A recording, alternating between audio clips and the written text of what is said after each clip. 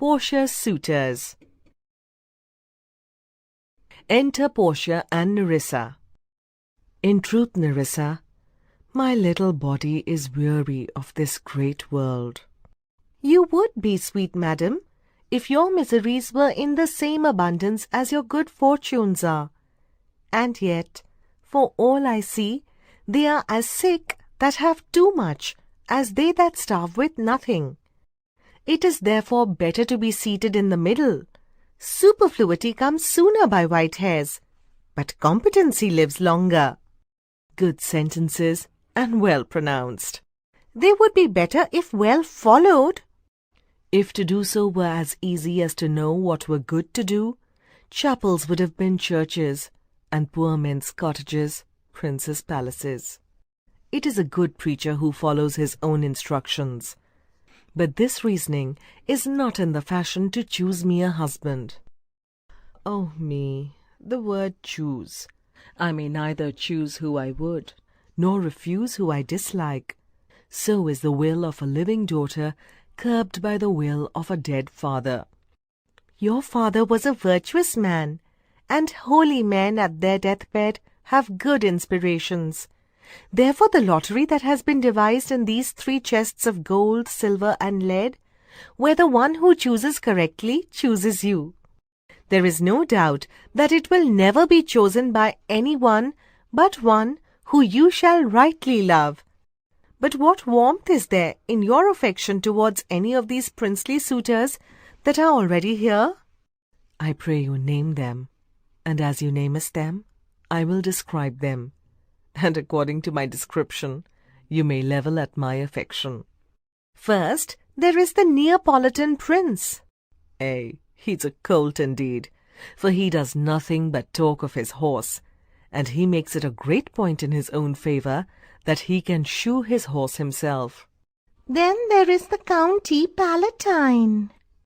He does nothing but frown, as one would say. If you will not have me, you may choose any one you like. He hears merry tales and smiles not. I fear he will prove to be the weeping philosopher when he grows old, being so full of unmannerly sadness in his youth. I would rather be married to a death's head with a bone in his mouth than to either of these. God defend me from these 2. What do you think of the French lord, Monsieur Le Bon? God made him, and therefore let him pass for a man. In truth, I know it is sin to be a mocker, but why, he has a horse that is better than the Neapolitans. He has a fiercer habit of frowning than County Palatine. He is every man in no man. He has everybody else's characteristics, but no personality of his own. If a thrush sings, he immediately starts to dance about. He will fence with his own shadow. What do you have to say about Falconbridge, the young Baron of England? You know, I say nothing to him, for he does not understand me, nor do I understand him. He knows no Latin, French, or Italian, and you will bear witness that I do not have even a penny worth of understanding of the English language.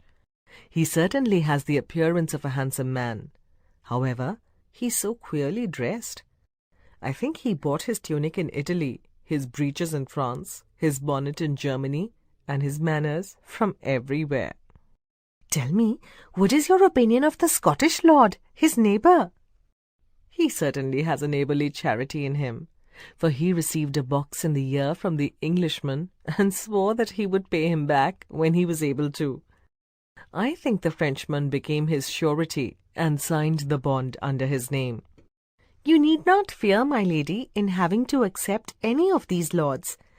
They have informed me of their decision to return to their homes and trouble you no more, unless you may be won by some means other than your father's imposition in depending on the caskets.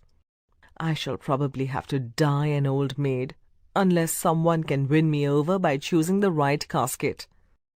However, I am glad that this set of suitors are being so reasonable and departing, for there is not one among whom I can favour. Do you remember, my lady, a young Venetian scholar and soldier, who had to visit us with the Marquis of Montferrat when your father was alive? Yes, yes. I think he was called Bassanio. I remember him to be a man worthy of praise. The 4 suitors are looking for you, madam, to take their leave, and there is a forerunner from a 5th, the Prince of Morocco, who brings word that his master the Prince will be here tonight. Oh, if I could welcome him as happily as I can bid these other 4 goodbye. Come, lead the way as we shut the gates upon one set of wooers, and another knocks at the door.